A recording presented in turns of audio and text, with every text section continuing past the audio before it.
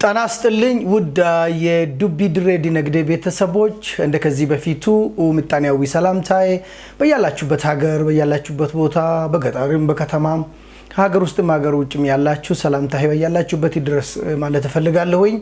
እንግዲህ ምጣኔያዊ ሰላምታዬ ሁሉ ጊዜ ለእናንተ የሚመኘው በንግዳችሁ የተሻለ ደረጃ ላይ ደርሳችሁ ግብርናችሁ አፍርቶ የአገልግሎት አሰጣጥ ዘዴያችሁ በጣም የተሳለጠ ሆኖ በምጣኔ ሀብታችሁ የሀብት ማማ ላይ ደርሶ ማየትን የሚመኝላችሁ ምጣኔያዊ ሰላምታዬ ነው።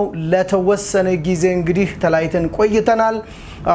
ብዙዎች የዱቢ ድሬድ ነግዴ ቤተሰቦች የጠፋ ምን ተፈጠረ ለምን ዝም ትለናል ስትሉ ነበር። አሁን ደግሞ እንደገና ወቅታዊ የሆነ አንድ ጉዳይ ይዤ መጥቻለሁኝ። በያላችሁበት ቆይታችሁ ከኔ ጋር ይሁን። እንግዲህ የዱቢ ድሬድ ነግዴ ሁሉ ጊዜ የሚያነሳው ሰሞነኛው ዋና ሀገራዊና የግል ጉዳይ በምጣኔ ሀብት ዙሪያ አንስቶ ዳሰሳ የሚያደርግ ነው፣ ገለጻ የሚያደርግ ነው፣ ለውይይት የሚሆኑትን አርስቶችን የሚያነሳ ነውና ይህ የዱቢ ድሬድ ነግዴ መድረክ ሁሉም ኢትዮጵያዊ ጋር ሁሉም ይህን ቋንቋ የሚሰማ ሰው ጋር ደርሶ መነጋገር መመካከር መወያየት ያስፈልጋል። ስለዚህ ይሄን ቪዲዮ ላይክ ሼር እና ሰብስክራይብ ማድረግ አትርሱ። ቆይታችሁ ዳግመኛ እንደገና ከኔ ጋር ይሁን ማለት እፈልጋለሁኝ። በዛሬው ጉዳይ የምንወያየው ነገር ምንድነው የሚሆነው? የኢትዮጵያ የውጭ ሀገር ምንዛሪ ቀውስና ሰሞነኛው የመንግስት እርምጃዎችን የሚመለከት ነው። እንደምታስታውሱት ከአንድ 3 ወር በፊት ስለ ፍራንኮ ቫሉታ ኢትዮጵያ መንግስት ወስኖ ወደ እርምጃ ሲገባ አደገኛ መዘዞች ይዞ ሊመጡ ስለሚችሉ ጥንቃቄ ሊወሰድባቸው የሚገቡ ነገሮች ምንድናቸው የሚሉትን ነገሮችን በጥልቀት አስቀምጠን ለአድማጮች ለተመልካቾች አቅርበን ነበር። የተናገርነው ነገር ሳይቀር የፈራነው ነገር ሳይቀር በምጣኔ ሀብታችን ላይ ብዙ ቀውሶችንና መስቀልቅሎችን አድርሰዋል። እንግዲህ መንግስትንም ያን ተመልክቶ የማስተካከያ እርምጃ ለመውሰድ እየተንቀሳቀሰ እንደሚገኝ ሰሞኑን ከብዙሃን መገናኛ ሁላችንም ሰምተናል። እንግዲህ ከዚህ ጋር ተያይዞ ወይ ደግሞ የዛ ቪዲዮ ቀጣይነት እንዲሆን በዛሬው ዕለት ኢትዮጵያ ውስጥ ያለው የውጭ ሀገር ምንዛሪ ቀውሱና መንግስት እየወሰደ ያለው እርምጃ እንዴት ይታያል፣ የሚወሰደው እርምጃ ምን አይነት ጥንቃቄዎች ያስፈልጉታል የሚሉትን ጥቂት ነጥቦችን አንስቼ ከናንተ ጋር ለማወያየት ነው የመጣው። ይህ ለሁላችንም የሚጠቅም ለአርሶ አደሩም ለነጋዴውም ለመንግስት ሰራተኛውም ኢትዮጵያዊ ለሆነው ሁሉ ሊጠቅም የሚችል ሐሳብ ያለበት የንግግር መድረክ ነው። ስለዚህ ነው እንግዲህ ሁሉ ጊዜ ቆይታችሁ ከዱቢ ድሬድ ነግዴ የንግግር መድረክ ጋር ይሁን እምላችሁ። እንግዲህ እንደምታየው አብዛኛው የንግድ ተቋማት ስንሄድ የሚነሱ ቋንቋዎች በጣም ትንግርት የሚፈጥሩ ነገር እስከ መሆን ደርሰዋል። ለምሳሌ የመኖሪያ ቤት ግዢ ሪል ስቴቶች ጋር ብትሄዱ በዶላር ነው የሚነግሯችሁ። ለምን? ኢትዮጵያ ውስጥ የመግዣና የመሸጫው የኢትዮጵያ ብር ብቻ ነው። ለአምጪው እንዲከፈል ህግ ያስገድዳል ብሎ በኢትዮጵያ ምጣኔ ሀብት ውስጥ የመገበያያ የሀብት ማከማቻ እንዲሆን የኢትዮጵያ መንግስት የፈቀደው የኢትዮጵያን ብር ብቻ ነው። ዋጋ ግን በዶላር ሲነገረን መኪና ልትገዙ ስትሄዱ ለምሳሌ ዶላር ይሄን ያክል ስለገባ መኪና እንዲሆን ይላል። ስለ ዶላር ምን አገባን? እየገዛንና እየሸጠን ያለ ነው በኢትዮጵያ ብር ነው። በዶላር ሲነግሩን የሆነ ነገር ከጀርባው አለ ማለት ነው። ትራንዛክሽኑ የሚሰላው በኢትዮጵያ ብር ሂሳብ ሳይሆን በሌላ ሀገር ምንዛሪ እንደሚሰራ መጠራጠር ያስፈልጋል ነው። ከዛም አለፈ ብላችሁ አንዳንድ የፍጆታ እቃዎችን ለመግዛት ልብስ ጫማ ለመግዛት ስትሄዱ የሚነግሯችሁ ኢሚዲየትሊ ዶላር አሁን 110 ገብቷል 90 ገብቷል 100 ገብቷል ይሏቸዋል ስለ ዶላር ለምን ተመለከተን ስለ ዶላር ዋጋውን ማስላት ለምን አስፈለገ እንግዲህ ይህ ማለት በኢትዮጵያ ምጣኔ ሀብት ውስጥ የዋጋ መተመኛ እየሆነና ለዋጋ ንረቱ ለምጣኔ ሀብት ምስቅልቅሉና ለውጭ ሀገር ምንዛሪ ቀውሱ አስተዋጽኦ እንዲያደርግ እያደረገ ያለ የመነገጃ የመገበያያ አንድ ነገር ተፈጥሯል ማለት ነው ስለዚህ ያን ነገር ዛሬ አንስተን መወያየት ያስፈልጋል ከሚለው አንፃር ነው በዚህ ሀገር ውስጥ እንግዲህ ዋጋ ሁሉ እንዳልኳችሁ በዶላር በዩሮ በመናምን ይሏቸዋል ከዛ በኋላ ልክ ዶላሩ ሲቀየር ያንተ ዋጋ አይቀይርም ይሉሃል የንብረቱ ዋጋ አይቀይርም የዶላር ምንዛሪ ቢጨምር ይሉናል እንግዲህ ከዶላር ጋር የተገናኘ የሆነ ያደገኛና አስቸጋሪ ነገር በምጣኔ ሀብታችን ውስጥ ስር የሰደደ መጥቷል ማለት ነውና ይህን ነገር አንስተን መወያየት በጣም ተገቢ ነው እንግዲህ የውጭ ሀገር ምንዛሪን ስንመለከት ለኢትዮጵያ በጣም ወሳኝ ነው በአንጻሩ ከሌሎች የኤሲያ የላቲን አሜሪካ የአውሮፓን ሀገራት ውጪ ለእንደ ኢትዮጵያ አይነቱ የውጭ ሀገር ምንዛሪ በጣም ወሳኝ የሚሆንበትና በውጭ ሀገር ምንዛሪ ዙሪያ የሚደረጉ ምጣኔ ሀብታዊ እንቅስቃሴዎች በትኩረት ልንከታተል እና ልናየው የሚገባበት ብዙ ምክንያቶች አሉ ማለት ነው የመጀመሪያውና ዋና ነገር ምንድነው አብዛኛው ምርታችን የሚመጣው ከውጭ ሀገር ነው ወይ ደግሞ ምን ማለት ነው በምጣኔ ሀብታችን ውስጥ የሚንቀሳቀሰው አብዛኛው ምርት ከውጭ ሀገር የሚመጣ ነው ስለዚህ በፍጆታ ዕቃ በካፒታል ዕቃ በሌሎችም ምንጠቀማቸው ዕቃዎች አብዛኛው የሚመጡት ከውጭ ሀገር ነው አንድ ሱፐርማርኬት አንድ ማል ውስጥ ሄዳችሁ ምርቶቹን ሁሉ ብትመለከቱት በእርግጠኝነት አንዳንድ ሱቅ 100% ከውጭ ሀገር የሚገባ ነው አንዳንድ ደግሞ 90% 80% ከውጭ ሀገር የሚገባ ነው ያ ማለት ነው የውጭ ሀገር ምርት ጥገኛ ነን ማለት ነው የምንለብሰው ልብስ የምንጠልቀው ጫማ ቤት ውስጥ የምንጠቀማቸው የፍጆታ ዕቃዎች በብዙ መልኩ የምንጠቀማቸው በምጣኔ ሀብታችን ውስጥ ለቤታችን ለኑሯችን ለህይወታችን የምንጠቀማቸው አብዛኞቹ ነገሮች ከውጭ ሀገር የሚገቡ ናቸው ከውጭ ሀገር የሚገቡ ከሆነ በውጭ ሀገር ምንዛሪ ይገባሉ ማለት ነው በውጭ ሀገር ምንዛሪ እጥረት ሊስተጓጎሉ ይችላሉ ዋጋቸው ሊለወጥ ይችላል የተናጋ የስርጭት ሰንሰለት ሊኖር ይችላል ማለት ነው ስለዚህ ነው የውጭ ሀገር ምንዛሪ በኢትዮጵያ ምጣኔ ሀብት ውስጥ እንደቀላል መመልከት የለብንም የምንለው ሁለተኛ ምክንያቱ ምንድነው ፋብሪካዎቻችን የሚጠቀሙት ግብአት አብዛኛው የሚመጣ ከውጭ ሀገር ነው የብረታ ብረት ፋብሪካ ከወሰደን የጨርቃ ጨርቅ ፋብሪካዎቻችንን ከወሰደን ሌሎች የቆርቆሮ ሊሆን ይችላል የምግብ ሊሆን ይችላል አብዛኞቹ ግብአት እዚህ ሀገር የሚመረተው ፋብሪካ አብዛኞቹ ግብአቱን የሚያገኘው ከውጭ ሀገር ነው ከውጭ ሀገር የሚመጣ ከሆነ ምን ማለት ነው በውጭ ሀገር ምንዛሪ ተገዝቶ ይመጣል ማለት ነው ስለዚህ የውጭ ሀገር ምንዛሪ መስተጓጎል ከታየ ፋብሪካ ወደ መቆም ይሄዳል ከጨዋታ ውጪ ወደ ባንክ ኪሳራ ምርቱን በሚፈለገው መጠን ወደ ዓለም አቅራቢ ይሄዳል ማለት ነው ስለዚህ የምጣኔ ሀብት ሲስተማችን ግብአቱን የሚጠቀመው ከውጭ ሀገር ከሆነ የውጭ ሀገር የግብአት ጥገኛ የሚሆን ከሆነ የውጭ ሀገር ምንዛሪ በጣም ወሳኝ ይሆናል ስለዚህ በቀላሉ የሚታይ ነገ ይስተካከላል ከነገ ወዲያ ይስተካከላል ተብሎ የሚተው ነገር አይሆንም የአንድ ወር የሁለት ወር የምጣኔ የውጭ ሀገር ምንዛሪ ችግር ፋብሪካዎቹን የምርት ሰንሰለቱን ሁሉ አደጋ ውስጥ ሊከቱ የሚችሉ ለነገሩ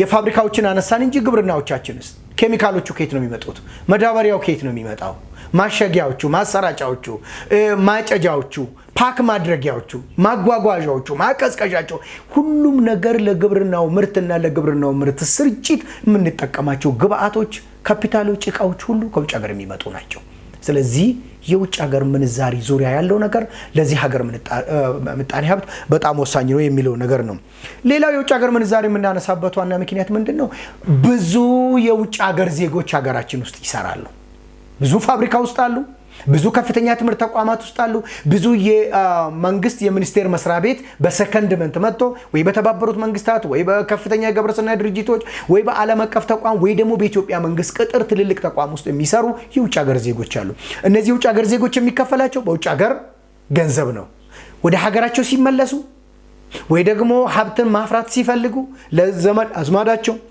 ለወገናቸው ለሀገራቸው ግብር የሆነ ነገር መክፈል ሲያስፈልጋቸው በውጭ ሀገር ምንዛሪ ነው ማለት ነው ስለዚህ ትልቅ የሆነ የውጭ ሀገር ምንዛሪ ዲማንድ ይኖራል ነው ለዚህ ነው የውጭ ሀገር ምንዛሪ ጉዳይ ለኢትዮጵያ ምጣኔ ሀብት እንደ ቀላል የሚታይና ዝም ብለን ማለፍ የሚገባን ነገር ያልሆነ።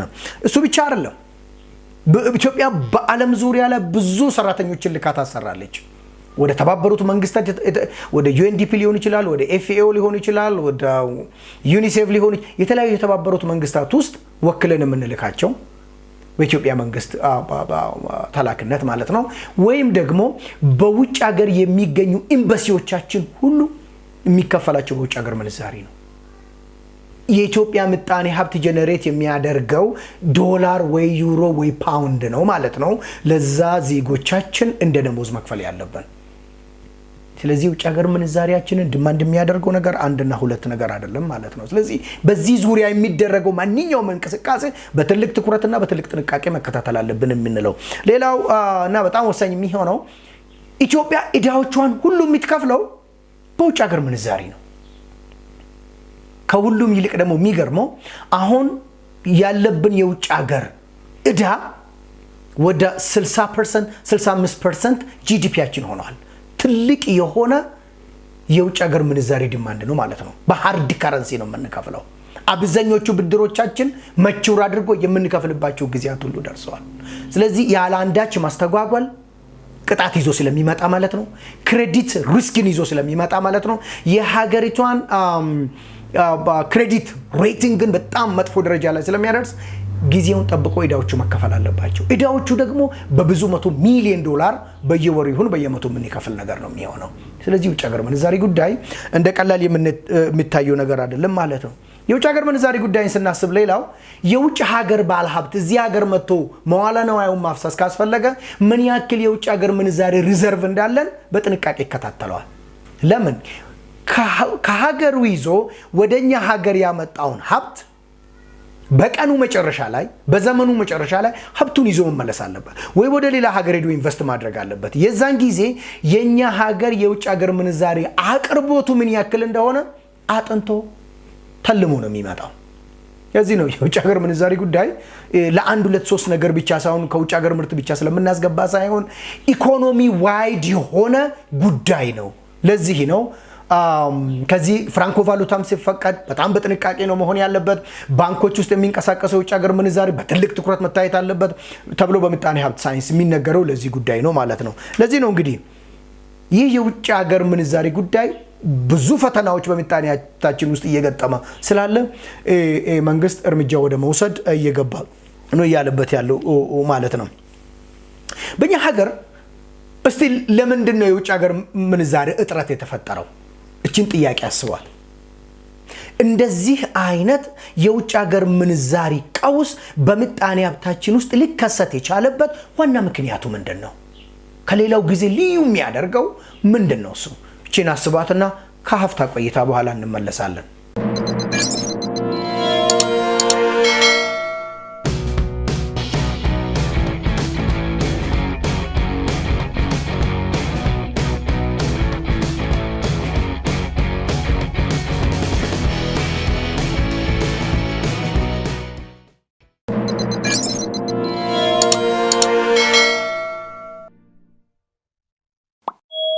መልካም እንግዲህ የዱቢ ድሬድ ነግዴ ቤተሰቦች እስከ መጨረሻው እንደገና ቆይታችሁ ከኛ ጋር ይሁን። ብዙ ነገሮችን የምንማማርበት ይሆናል። ከዚህ በኋላ ዝም ብለን በድፍን የምንንቀሳቀስ ሳይሆን ሳይንስን መሰረት ያደረገ እውቀትን መሰረት ያደረገ እንቅስቃሴና አናሊሲስ ነው መስራት ያለብን። አሁን እየተወያየን የምንገኘው ነጥባችን ምንድነው? ይህን የሚመስል የዘመኑን አይነት የውጭ ሀገር ምንዛሪ ቀውስ በኢትዮጵያ ምጣኔ ሀብት ውስጥ እንዲከሰት ያደረገው ምክንያቱ ምንድነው? የመጀመሪያውና ዋና ነገር ምንድነው?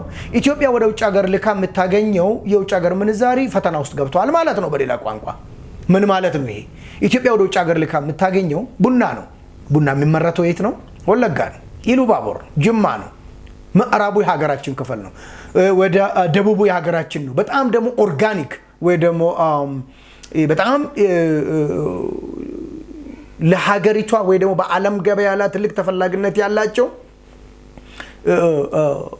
የተፈጥሮ ያልተዳቀሉ ብዙም ያልተመረዙ የቡና ምርት የሚገኙ ወደ ደቡቡ እንደና ጉጂ አካባቢ ነውና ሌሎች የደቡብ ኢትዮጵያ ብሔር ብሔረሰቦች አካባቢ ነው የሚገኘው። ይህ ቡና ግን ሀገሪቷ ውስጥ በተፈጠረው ሰላምና አለመረጋጋት ምክንያት አርሶ አደሮቻችን ከንብረታቸው የተፈናቀሉ ሀብት እየወደመ ንብረት እየወደመ ነው ያለው። አሁን እያወራንበት ባለንበት ሰዓት ላይ በሆሮ ጉድሩ ወለጋ ምን እየሆነ እንደሆነ ሁላችንም ሰምተናል ብዬ አስባለሁ። በምዕራብ ወለጋ፣ በቀለም ወለጋ፣ በምስራቅ ወለጋ ማህበረሰቡ የቡና ምርቱን ይሙ ሌሎችን የቅባት እህሎችን እንኳን በአግባቡ አምርቶ መሰብሰብ በማይችልበት ደረጃ ነው። ደቡብም እንደዚሁ በደቡብ የኢትዮጵያ ክፍልም እንደዚሁ ማለት ነው። ምን ለማለት ፈልጌ ነው? ወደ ውጭ ሀገር ልከን ውጭ ሀገር ምንዛሬ እናገኝ የነበረው አንዱ እንደ ቡና አይነቱ ነው። ሌላው የቅባት እህሎች ናቸው። የቅባት እህል ደግሞ የት ነው የሚመረተው? አሁን ወደ ምዕራቡ የኢትዮጵያ ክፍል ነው። ወደ ተወሰነ የደቡብ ኢትዮጵያ ክፍል ነው። ወደ ምዕራብ ጎንደር ነው። በተለይም ትልልቅ ሰፋፊ እርሻዎች ይገኙ የነበረው በዛው ወደ ሱዳንም ወደ ሌሎችም ሀገራት ለሰፋፊ የአግሮ ኢንዱስትሪ ይቀርቡ የነበሩትን የቅባት እህሎች ይመረቱ የነበረው አሁን ዛሬ ላይ በጦርነት ምክንያት በግጭት ምክንያት ከስራ ውጭ ሆኗል። ትልቅ የሆነ የውጭ ሀገር ምንዛሬ እንኳን እስከምናጣበት ነው። ሌላው ውጭ ሀገር ምንዛሬ ልከን የምናገኘው ምንድነው? ጫት ነው አንዱ። ጫት ደግሞ ሃይሊ ሳቦታጅድ ነው።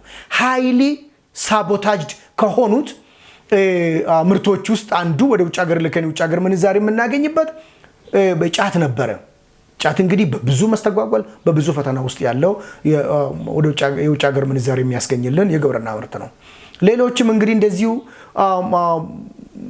ሰፋፊ የሆኑ ዘርፈ ብዙ የሆኑ ሃይ ቫልዩ የምንላቸው ምርቶች አሉ። ወደ ውጭ ሀገር ልከን የውጭ ሀገር ምንዛሬ እናገኝባቸው ነበር።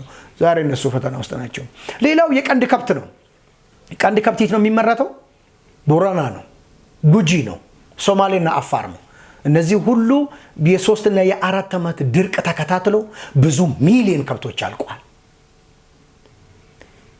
አባወራው 10 እጁን ከብቱን ማዳን እስከማይችልበት ድረስ የደረሰበት ዘመን ላይ ያለ ነው። እነዚህ ሁሉ የውጭ ሀገር ምንዛሬ አምጥቶብናል ማለት ነው። ሌላው እንግዲህ የከበሩ ማዕድንን ወደ ውጭ ሀገር በመላክ ነው። እንግዲህ ኢትዮጵያ አንዱ ደግሞ የአንበሳው ድርሻውን የያዘ የውጭ ሀገር ምንዛሬ የሚያስገኘው ማዕድን ነው። እነዚህ ማዕድን እና ወርቅ አሉ፣ ፕላቲኒየም አሉ፣ የከበሩ ድንጋይ አሉ። እነዚህ የት ነው? ደቡብ ኦሮሚያ አካባቢ ነው። ምዕራብ ኢትዮጵያ ነው። ቤኒሻንጉል ጉሙዝ ነው። ወለጋ ነው። የተወሰነ ጎጃም እንደገና ደግሞ ወደ ወሎ አካባቢ የሚገኙ የከበሩ ማዕድናት ወለን።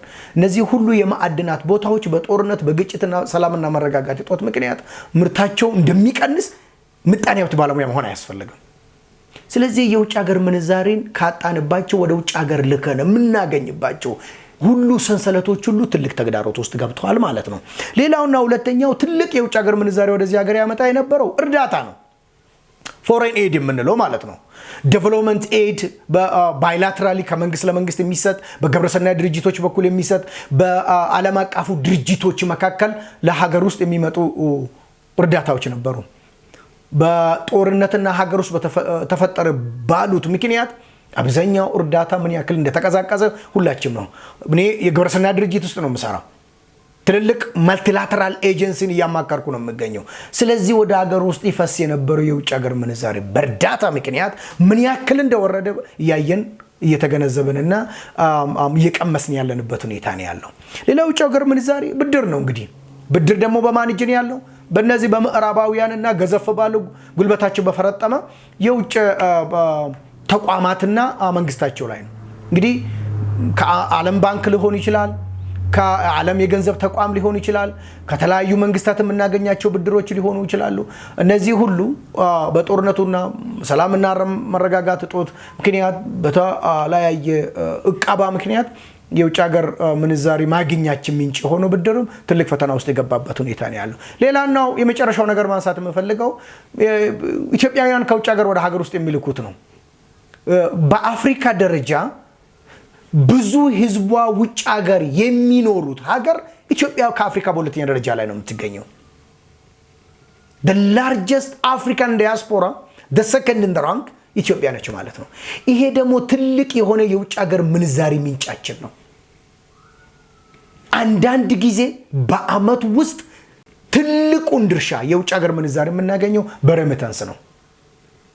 በብዙ ምክንያቶች እነዚህ ከውጭ ሀገር የሚላኩት የውጭ ሀገር ምንዛሪዎች በህጋዊ የገንዘብ ሰንሰለት ሳይሆን በህገ ወጥ በኩል እየተላኩ መሆኑን ማንም ኢትዮጵያዊ የሚያውቅ ነው።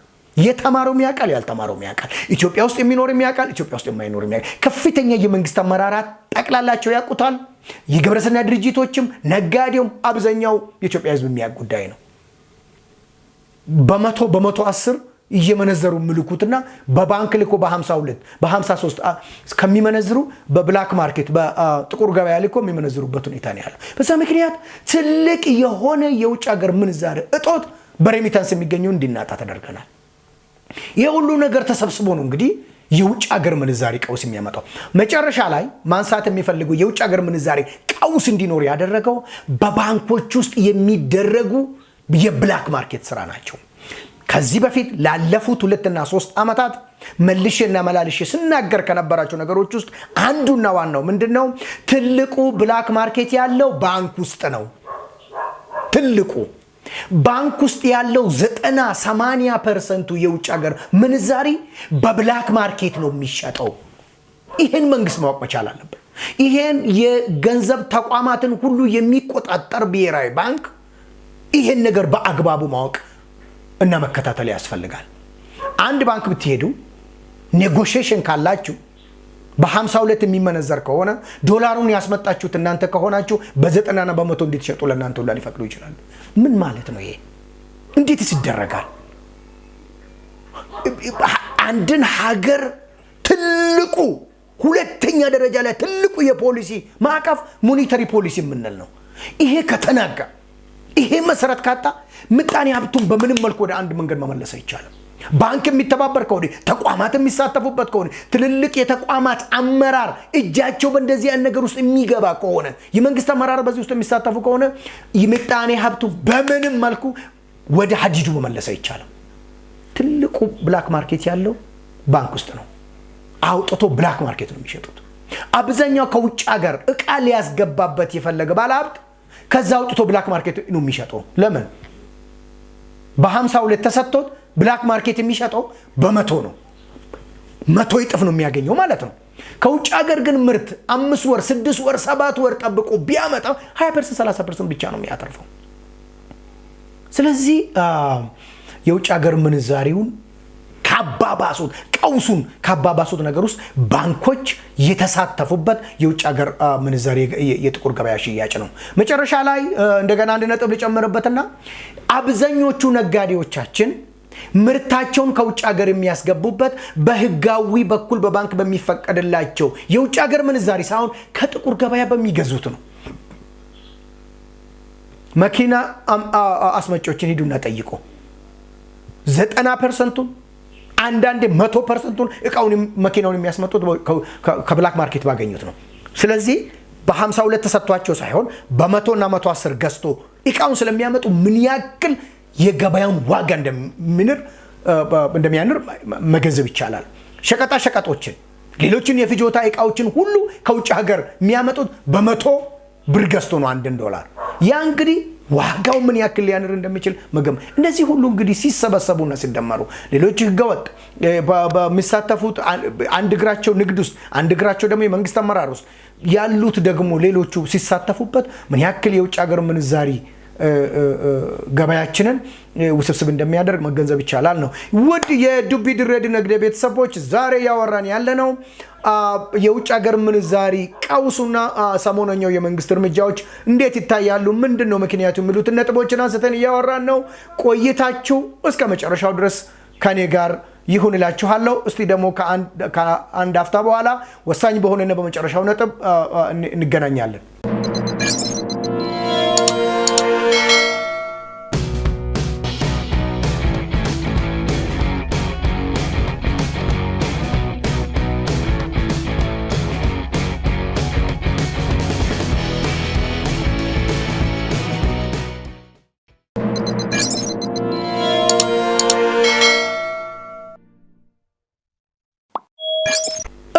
መንግስት እየወሰዳቸው ያለው እርምጃዎች ምን አይነት ናቸው የሚሉትን ነገሮችን ከተመለከተን እንዲያው በዋነኝነት ሁለቱን እንኳን አንስተን ማየት እንችላለን። የመጀመሪያው በጥቁር ገበያ ውስጥ የሚደረጉትን እንቅስቃሴዎችን የመቆጣጠርና እርምጃ የመውሰድ ነው።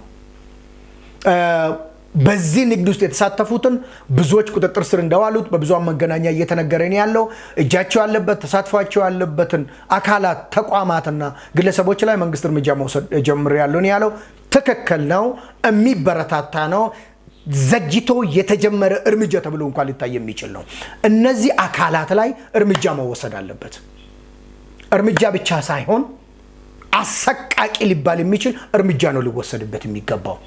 ማሰር ፋይዳ የለው፣ ንብረት መውረስ ፋይዳ የለው።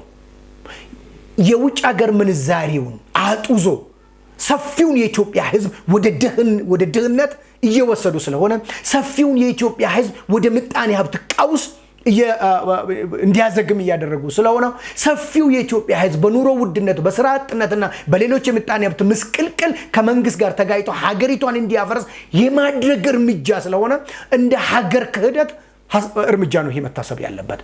ስለሆነ እርምጃው ንብረትን ከመውረስ ከእስራት ከሌሎች ያለፈ አካላዊ እርምጃዎች እንኳን የሚያስፈልግ ከሆነ መወሰድ አለበት። እነዚህ የህዝብ ተወካዮች ምክር ቤት ተወያይቶበት ህግ አውጥቶ ህጉ ጸድቆ የሚሰቀል መሰቀል አለበት፣ የሚገደል መገደል አለበት፣ አካሉ መጉደል ያለበት መጉደል አለበት። ካልሆነ በስተቀር ኢትዮጵያውያን አሁን ባለንበት ደረጃ ላይ በእስራት የሚማሩ አይደለም፣ በቅጣት የሚማሩ አይደለም። ቅጣቱም ደግሞ ያን ያክል ትርጉም የለው። ምሳሌ ልስጣችሁ።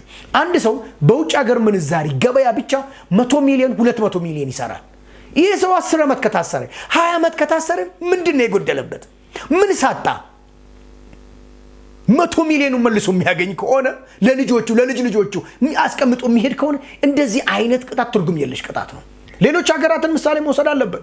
እንደዚህ አይነት የሀገር ክደት ወንጀሎች ሲሰሩ በቻይና ድርድር የለም፣ አውቶማቲክ ግድያ ነው።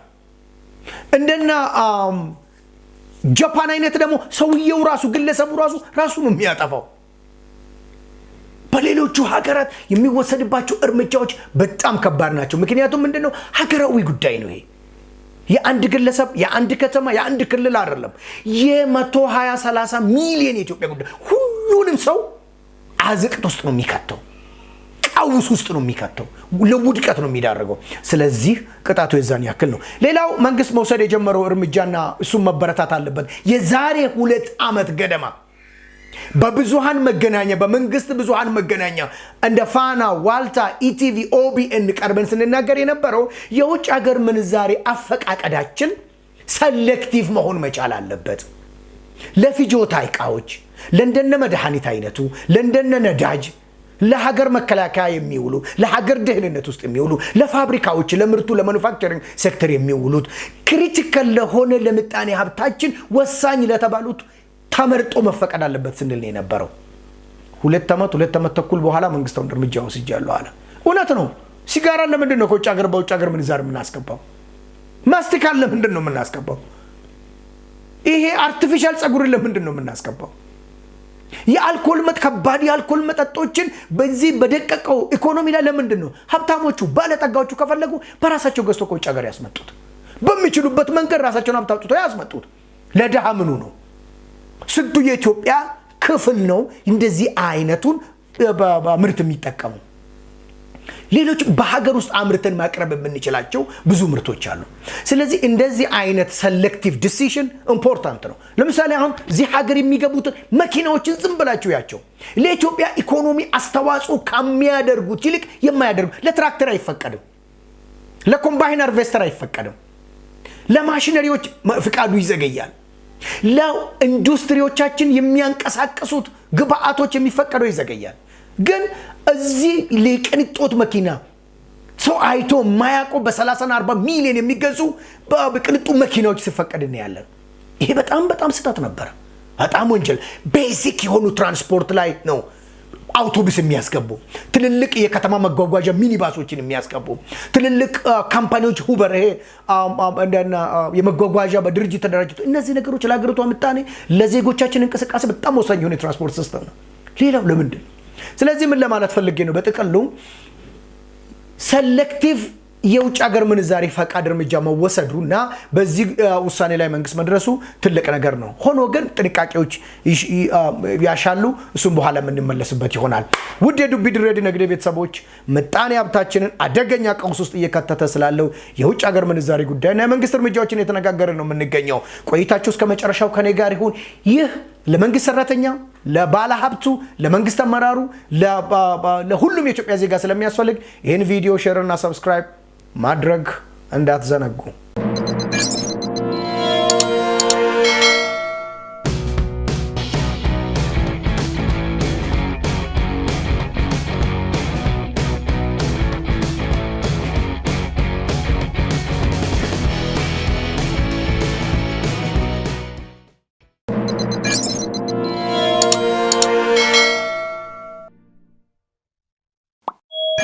የምናነሳው የመጨረሻው ነጥብ ምንድነው እና ከዚህ በኋላ የሚወሰዱት እርምጃዎች የውጭ ሀገር ምንዛሪውን ከማስተካከል አንፃር ምጣኔ ሀብቱን ከውጭ ሀገር ምንዛሪ ቀውስ አድነው ምጣኔ ሀብቱን በቀጣይነት ለማዳን ሲባል ምን አይነት እርምጃዎች መወሰድ አለባቸው የሚለው ነገር ደግሞ አንድ ሁለት የገባኝና የተረዳሁትን ለእናንተ አጋራለሁ። የመጀመሪያው ነገር ምንድነው?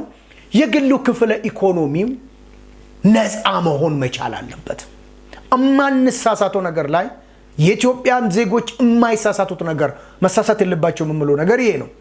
እዚህ ሀገር ላይ የግሉ ክፍለ ኢኮኖሚ የፖለቲካ ጥገኛ ነው። በአንድ እጁ ፖለቲካ ውስጥ ያለ፣ በአንድ እጁ ነጋዴ የሆነ ነው። በአንድ እጁ ህግ የሚያወጣ፣ በአንድ እጁ ህግ የሚተገብር። እንደዚህ አይነቱ ሲሆን የውጭ ሀገር ምንዛሬ ፍሰቱን ወደ ውጭ ሀገር የምንወስደውም ከውጭ ሀገር መጣው ለመቆጣጠር አዳጋች ነው። እንደዚህ ያን ነገር መንግስት የመቆጣጠር ሮል መጫወት አይችልም። ለምን? ራሱ ባለሀብቱ፣ ራሱ ባለስልጣን፣ ራሱ የፖሊስ ኃይል፣ ራሱ የመከላከያ፣ ራሱ ደግሞ የኢንቴሊጀንስ ኃይል ስለሚሆን ያስቸግር። ቼክ እንደ ባላንስ የለውም። ጨዋታውን የሚጫወትና ጨዋታውን የሚዳኝ አንድ ሲሆን በጣም አደገኛ ነው የሚሆነው። ስለዚህ ነው በደርግ ጊዜም በኢህአዴግ ጊዜም አሁን ባለው መንግስትም ጊዜ የግሉ ክፍለ ኢኮኖሚ ትኩረት አልተሰጠውም። የግሉ ክፍለ ኢኮኖሚ ከፖለቲካ ጥገኝነት ማላቀቅ አልተቻለም። የግሉ ክፍለ ኢኮኖሚ ህግና ስርዓቱን ጠብቆ የሚንቀሳቀስ ከየትኛውም ጥገኝነት ተላቆ ህግና ስርዓትን ተከትሎ ስራውን የሚሰራ ጨዋታውን የሚያካሄድ መሆን አልቻለም ነው። ይሄስ ካልተስተካከለ ድረስ የውጭ ሀገር ምንዛሪ መስተጋብሩ ማስተካከል በምንም መልኩ አስቸጋሪ ነው የሚሆነው። ምክንያቱም ሞኔታሪ ፖሊሲ ነው። ኦቨርኦል ማክሮ ኢኮኖሚውን ገቨርን የሚያደርግ ነው። አቅርቦትና ፍላጎትን ሁሉ የሚዳኝ ጉዳይ ነው ይሄ ጉዳይ። አቅርቦትና ፍላጎት ሚዛናዊ በሆነ ህግ በሚፈቅደው ጨዋታ ካልተካሄዱ አደገኛነቱ እንደቀጠለ ነው የሚሆነው። ስለዚህ በግሉ ክፍለ ኢኮኖሚ ላይ የሚሰራ ስራ ከአሁኑ ጀምሮ በሚፈለገው ህግ ማዕቀፍ ውስጥ እንዲንቀሳቀሱ ነፃነቱን ፈቅዶ ፖለቲካሊ ዲስኢንታንግል ማድረግ ያስፈልጋል የሚለው ነገር ነው። ሁለተኛው ኢንቨስትመንት እንዲቀዛቀዝ፣ እርዳታ እንዳይፈስ፣ ብድር እንዳናገኝ፣ ሬሚታንሱ በሚፈለገው በህጋዊ ሰንሰለት ተከትሎ ወደ ሀገር ውስጥ እንዳይመጣ ያደረገው ምክንያት መፍትሄ ማግኘት መቻል አለበት። ያ ሁሉ ደግሞ የታወቀ ነው። ሀገሪቷ ላለፉት 3 እና 4 ዓመት አንድም ቀን የተረጋጋ ፖለቲካ፣ የተረጋጋ ሁኔታ ተፈጥሮላት አያውቅም። ይህ እያለ ማንም አያበድረንም። ይሄ እያለ ማንም እርዳታ አይሰጠንም። ይህ እያለ ማንም ባለሀብት መጥቶ ሀገራችን ውስጥ ኢንቨስት ማድረግ አይችልም። ይህ በእንዲህ እያለ በውጭ ሀገር የሚኖሩ ኢትዮጵያውያንም ኮንፊደንስ ኖሯቸው የውጭ ሀገር ምንዛሪያቸውን በህጋዊ ሰንሰለት አይልኩም። ሰላምና መረጋጋት ይሄን ምክንያት የሆነውን ነገር ተፈትሾ ተጠንቶ ኢሚዲየትሊ መፍትሄ ማግኘት አለበት። እንግዲህ ምዕራባውያን ማዕቀቡን ያመጡት በሀገር ውስጥ የተካሄደ ባለው ጦርነት ነው እያሉ ነው ያሉት። የብድር ተቋሞች ያን የብድር የሚፈለገውን ብድር በሚፈለገው መጠን እንዳናገኝ እያደረገ ያለው ሀገር ውስጥ የተካሄደ ነገር ነው እያሉ ያለ ነው። ባለ ሀብቶቹ ፌስቡክ ላይ፣ ትዊተር ላይ፣ ሊንክድን ላይ፣ ዩቲዩብ ላይ በየቀኑ የሚያዩት ነገር ስለ ጦርነት፣ ስለ ግጭት፣ ስለ እልቂት፣ ስለ ውድም ይሄን ያየ ማንም ባለ ሀብት አንጡራ ሀብቱን ይዞ ወደ እንደኛ አይነት ሀገር አይመጣም። እነዚህ ማህበራዊ ድህረ ገጾች ደግሞ ለውጭ ሀገር ባለ ሀብት የመረጃ ምንጭ ናቸው። ስለዚህ በዚህ ረገድ ያለው ነገር ከእያንዳንዱ ዜጋ በላይ ነው። ይሄ ጉዳይ ከማናችንም ፍላጎት ከአምቢሽን ድርጊትና ሐሳብ በላይ የሀገር ጉዳይ ነው፣ የህዝብ ጉዳይ ነው፣ የህልውና ጉዳይ ነው፣ የቴሪቶሪያል ኢንቴግሪቲም ጉዳይ ነውና በዚህ በኩል ላይ መፍትሄ ኩዊክሊ ሊፈለግለት ይገባል። ይሄ ካልተፈለገ በስተቀር ምንድነው የሚደረገው? የውጭ ሀገር ምንዛሪ ያላቸው ማሻሽ ይጀምራሉ። ትረስት የላቸውም። ነገም ኢንቨስት አድርጌ አገኛለሁ ብሎ ስለማያስቡ፣ ሀገሪቷ ነገ ተረጋግታ ህይወትን በሰላም እዚህ ሀገር መምራት ይችላሉ ብሎ ስለማያስቡ ካፒታል ፍላይት ነው የሚፈጠረው። ላለፉት 3 እና 4 ዓመታት በጣም የተሳለጠ የመረጃ አያያዝ ቋት ቢኖረን ኖሮ ምን ያክል የውጭ ሀገር ምንዛሪ ከዚህ ፍላይ እንዳደረገ ማየት ይቻላል። ኢን ቢሊየንስ መልቲ ቢሊየንስ ኦፍ ዶላር ነው። ስለዚህ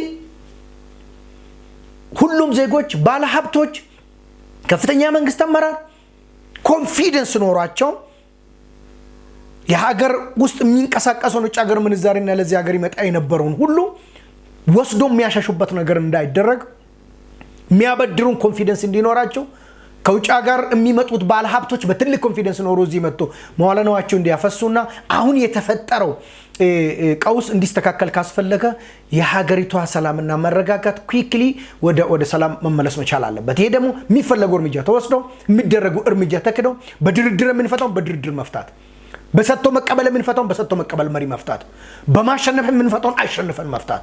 ይሄ ሆኖ ኢኮኖሚው ተስፋ ወደሚሰጥ መመለስ መቻል አለበት የሚለው ነው። ሶስተኛና ዋነኛው ጉዳይ ባንኮች ውስጥ የሚደረገው የጥቁር ገበያ እንቅስቃሴ ትልቅ ቁጥጥር ያስፈልገዋል። ይሄ ትልቅ ሊባል የሚችል የፋይናንሻል ኢንቴሊጀንስ ተዘጋጅቶለት እያንዳንዱ የግል ባንክ በተለይም ከአንዳንድ ፓርቲዎች ከአንዳንድ መንግስታዊ ነገሮች ጋር ግንኙነት ያላቸው ባንኮች የግሎቹንም ባንኮች ትልቅ ቁጥጥር ትልቅ ክትትል ያስፈልጋል። እያንዳንዷን ዶላር ከየት ነው ያገኙት? ለማን ነው የሰጡት? ያ የተቀበለው ሰውዬ ምን አይነት ዕቃን ያመጣበት መቼ ስንት የሚለውን ነገር 24 ሰዓት ሙሉ ሳይቋረጥ ክትትል ያስፈልጋል። የተደረሰባቸው አካላት ከስራ ማባረር አይደለም፣ ሀብታቸውን መውረስ አይደለም፣ ማሰር ብቻ በቂ አይሆንም። የማያዳግም እርምጃ መወሰድ መቻል አለበት። ይሄን የምንልበት ምክንያቱ ነው ህይወታችን ምስቅልቅል ወጥቷል። ዛሬ እየኖርን ያለ ነው የዛሬ 10 ዓመት የምንኖረው ኑሮ በታቸው ነዋል። የምናገኘው ደሞዝ በትንሹ በ200% በ300% ዲቫሉዌት ሆነዋል። ስለዚህ ይሄ የራስ የግል ህይወት ነው፣ የቤተሰቦቼ ነው፣ የወገን የዘመድ አዝማዴ የኢትዮጵያ ህዝብ ነው ያለ ማዳን ስባል ነው እንደዚህ አይነት መራራ እርምጃዎች የሚመለከቱ አካል መውሰድ አለበት የሚል። ይሄ ጊዜ የሚሰጥ ጉዳይ አይደለም። ይሄ ለማንም የሚተው ጉዳይ አይደለም። ለየትኛውም ባንክ እቅር የሚባል አይደለም። ዛሬ ከዛ ባንክ ቅርበት ያለን አመራር ቅርበት ያለን ሰዎች ዶላር ተጠቃሚ እንሆን እንችል ይሆናል። ህዝባችን፣ ማህበረሰባችን፣ ቤተሰቦቻችን መልሶ እኛን የሚጎዳ ቀውስ ውስጥ ነው ግን የምንገባ ያለው። እዚህ እንደዚህ ታሳቢ ተደርጎ የሚደረገው እርምጃ መወሰድ መቻል አለበት የሚል ነው። በአራተኛ ደረጃ ላይ ገዘፍ ያሉ ጠንካራ 2 ወይም 3 የውጭ ሀገር ባንኮች አለምንም መዘግየት ወደ ሀገር መምጣት መቻል አለባቸው። ግዙፍ የሆኑ የዓለማችን ትልልቅ ባንኮች አሉ። ትልልቅ የውጭ ሀገር ምንዛሪ ያላቸው በብዙ ቢሊዮን ዶላር። ይሄን የምንበት ዋና ምክንያት ምንድነው? በኢትዮጵያ ኢኮኖሚ ጀነሬት በተደረገችው ዶላር የኢትዮጵያን ኢንቨስትመንት ማሳደግ አይቻልም።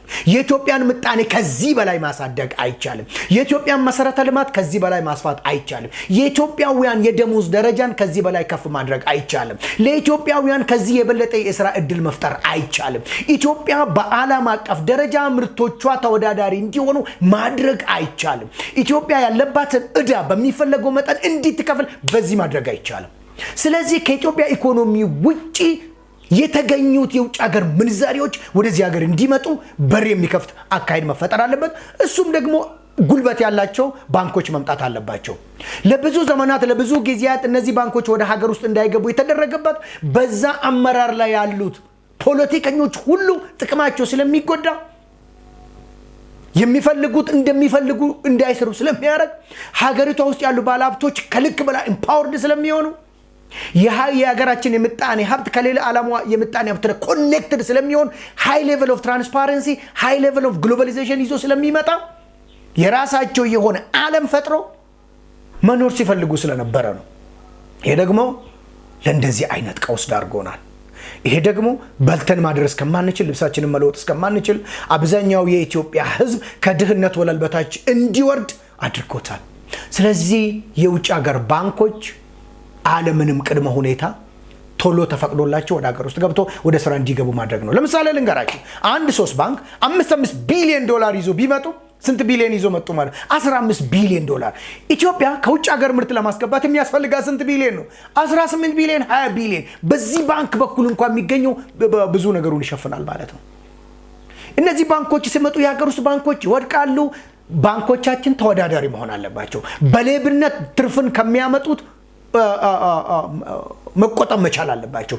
አብዛኞቹ ባንኮች ለባለ ሀብቶቹ ለሼር ሆልደሮቹ ካመጡት ይልቅ ባንኩ ውስጥ ላሉት ሰዎች ያመጣው ጥቅምና ፋይዳ ነው። ለሼር ሆልደሮች ተቆርቁሮ ትርፋቸው ይጎላል። ለተወሰነ ሼር ሆልደር ትርፍ ተብሎ መላው ኢትዮጵያ ሕዝብ በድህነት ውስጥ አይቀርም። መላው የኢትዮጵያ ሕዝብ ክሬዲት አክሰስን አያጣም። ፋይናንሻል ሊትረሲው በዛ ተገድቦ መቅረት የለበትም።